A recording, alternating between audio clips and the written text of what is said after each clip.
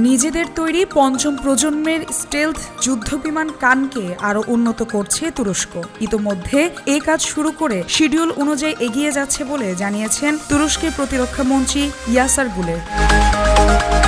গতকাল তুরস্কের পার্লামেন্টে প্রশ্নোত্তর পর্বে ইয়াসের গুলের জানিয়েছেন, কানের ইঞ্জিন আরও শক্তিশালী এবং আধুনিক করার কাজ চলছে। বিমানটির প্রস্তুতকারী প্রতিষ্ঠানের জন্য আরও শক্তিশালী ইঞ্জিন তৈরির কাজ শুরু হয়েছে। তুরস্কের যুদ্ধবিমান কান TFX নামেও পরিচিত। 2015 সালের ডিসেম্বরে নিজস্ব প্রযুক্তি ও উদ্যোগে আধুনিক যুদ্ধবিমান তৈরির ঘোষণা দেয় তুরস্কের প্রতিরক্ষা মন্ত্রণালয়। এরপর রাষ্ট্রায়ত্ত কোম্পানি টার্কিশ অ্যারোস্পেস ইন্ডাস্ট্রিজের সঙ্গে যুদ্ধবিমান তৈরি সংক্রান্ত চুক্তি স্বাক্ষরিত হয় প্রতিরক্ষা মন্ত্রণালয়ে।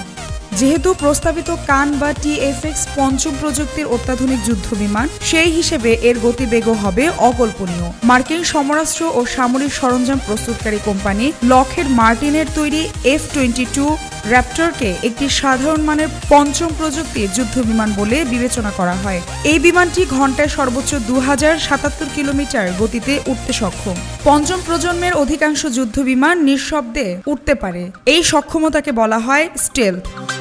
কান বা TFX ইতোমধ্যে জাতীয় যুদ্ধ বিমান হিসেবে স্বীকৃতি পেয়েছে। 2024 সালের ফেব্রুয়ারিতে প্রথমবারের মতো পরীক্ষামূলক উড্ডয়ন করে কান। পরে মে মাসে হয় দ্বিতীয় দফা পরীক্ষামূলক উড্ডয়ন। TFX কে বলা হয় তুরস্কের বিমান বাহিনীর গর্ব, কারণ এই বিমানের সবকিছু তুরস্কে তৈরি হয়েছে। আগামী 2028 সালে TFX কে পুরোপুরি অপারেশনাল কাজে ব্যবহার করা যাবে বলে আশা করছে তুরস্কের সরকার।